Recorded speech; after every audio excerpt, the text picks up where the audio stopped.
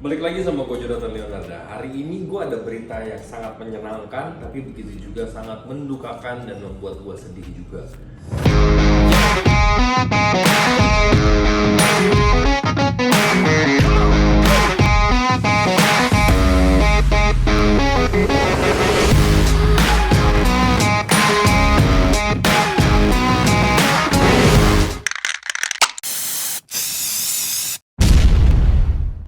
Yang pertama ada dua hal yang benar-benar membuat gue senang sebenarnya. Yang pertama, di depan gue ini ada enclosure-nya Rambala, jadi Ufaga Fumilio Rambala. Nah, akhirnya mereka udah mulai belajar untuk bereproduksi ya, atau menghasilkan baby sih, satu bukan baby. Tapi gagal. Nanti akan gue coba masukin footage-nya ketika gue lihat.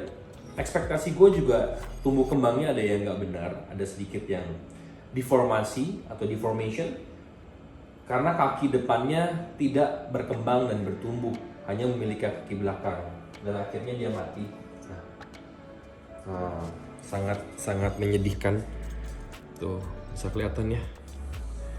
Nih di sini I have to say goodbye with the first baby. Yang sebenarnya ini adalah bayi pertama Ufaga Fumilio Rambala. Dan kalau pengen tahu Ufaga Fumilio Rambala ya kayak gini nih. Nah, cuma kalau gue lihat kayak ada lagi guarding lagi di atas. Jadi tuh si Fumilio ini kalau lagi guarding anak-anaknya kasih lihat ke atas. Suka kayak gitu tuh. Nah, dia nggak jauh-jauh dari bromelianya. Tapi kalau si Ufaga ini kan telurnya juga kecil ya. Telurnya kecil jadi kayak agak susah untuk gue cari. Udah gitu kalau pas kecepong kadang-kadang dia bisa nyelip, misalnya segini, kasih lihat nih, bisa nyelip di sela-sela sininya nih, sela-sela sini, sela-sela sini, jadi harus benar-benar dicari gitu. Jadi gue biasa pakai video, gue cari pelan-pelan. Nah, inilah si Rambala itu. Jadi yang menyenangkannya mereka mulai produksi. Yang cukup menyedihkannya anakan pertama yang gue harapkan dan tunggu-tunggu akhirnya belum diberikan umur, akhirnya harus menunggu lagi. Tapi jangan pernah menyerah karena ini adalah bagian dari breeding proses dan menikmati sebuah hobi.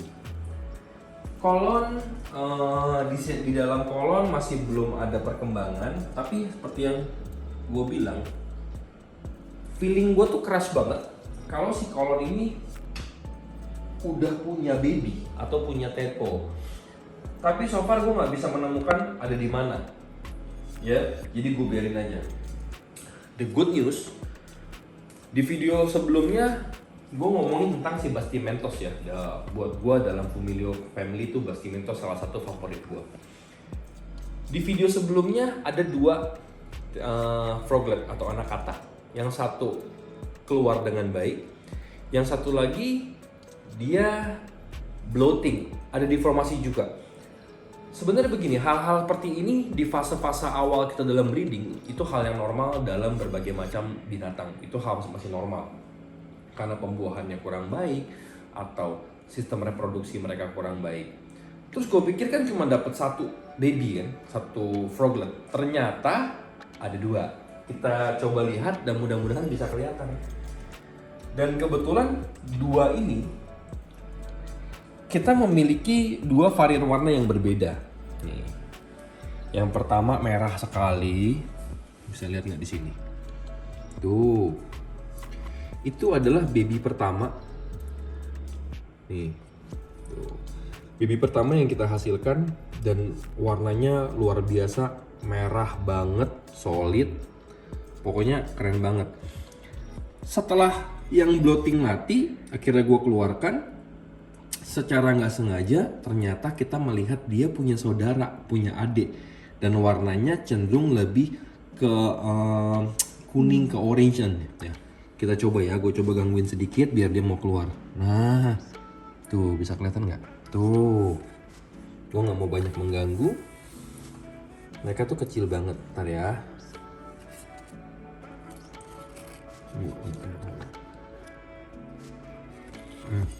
Warnanya mirip mamanya ya, lihat deh.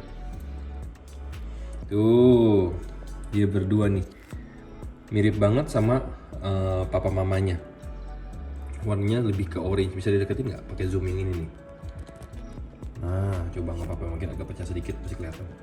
Tuh, kita bisa lihat warnanya. Bandingin sama yang ini. Nah, yang ini sih solid banget. Tuh. Satu hal yang pengen gue sampaikan tentang Bastimentos. Jadi kalau yang kecil-kecil seperti ini, kenapa sih ada seonggok atau sebongkah arang di sana? Jadi untuk baby Bastimentos atau thumbnail species, kadang-kadang mereka tidak bisa langsung makan fruit fly. Jadi mereka harus makan springtail dulu di awal-awal. Makan springtail dengan karena ukurannya mereka yang sangat kecil, dia tuh kayak cuma 4 kali lipat dari si melanogasternya. Dikasih makan maggetnya pun masih terlalu kecil. Jadi yang bisa kita lakukan, kita berikan dia springtail. Jadi pengkulturan springtail dengan budidaya Duckfrog ini sangat lekat atau sangat erat.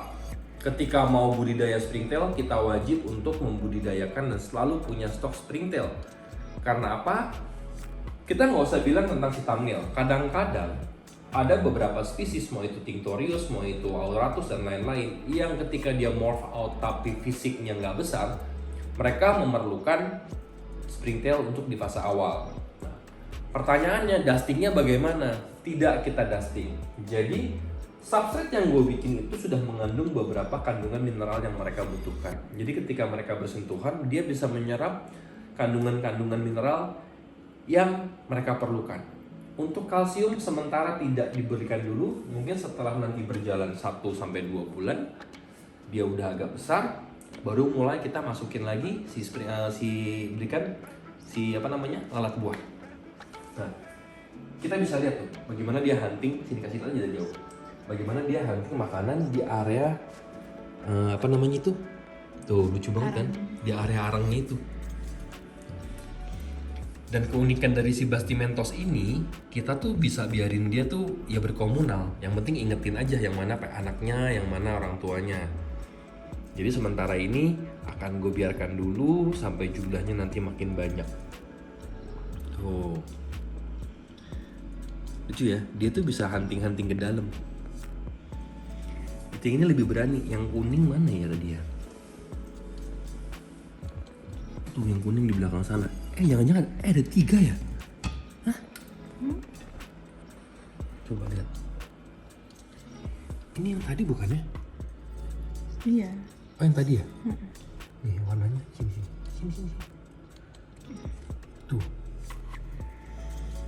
Sini coba I will put in my hand biar bisa lihat seberapa kecil sih mereka.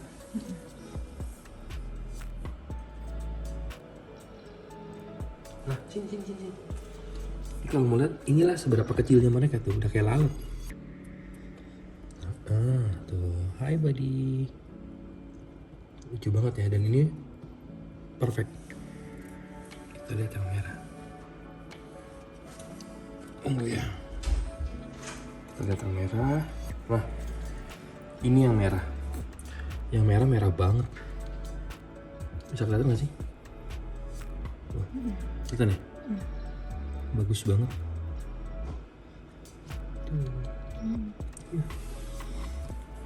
Nah, inilah karakter dari si Bastimentos. Kalau Bastimentos tuh memang cenderung lebih berani, jauh lebih berani. Nih, jadi ini kalau dalam spesies Oophaga nih, yang mentalnya bukan mental tempe. Nih, Kolon berani, Rambala berani, Bastimentos berani. Tapi beberapa spesies kayak kita main Solarte, kita main Esperanza, mereka lebih cenderung jauh lebih pemalu dibandingkan dengan si yang lain-lain ini. Jadi walaupun dalam satu genus, dalam spesies dan genus yang sama, subspesies kadang-kadang memiliki karakter yang berbeda, nggak bisa dipukul rata semua. Nanti akan gue bahas di vlog room ini sebenarnya karena masih berantakan, karena masih nunggu barang-barangnya lagi. Jadi kalau di sini kan mulai masuk ke stack-stacknya. Nanti gue akan bahas satu persatu di sini semua. Isinya ini apa aja dan lain-lainnya akan gue bahas. Karena ini udah lampunya pada nyala ini udah mulai pada masuk, cuman nggak sekarang. Sekarang gue cuma pengen itu memberikan satu berita bahagia banget, di mana Oophaga kita di Indonesia sudah mulai reproduksi. Dan ini mudah-mudahan nextnya yang feeling gue soon to breed again atau udah ada gue nggak tahu, kita udah bisa menghasilkan baby-baby yang lucu. Kolon still waiting game, mungkin udah ada juga gue nggak tahu. Yang ini sudah terbukti kita punya 2 baby yang sehat. Jadi di Indonesia udah ada 3, tapi akhirnya cuma 2. Itu aja gue pengen sharing hari ini tentang si Ufaga Bastimentos dan Rambala. Jadi jangan lupa like, subscribe, dan komen. Sampai jumpa, ketemu lagi di konten selanjutnya. Bye-bye.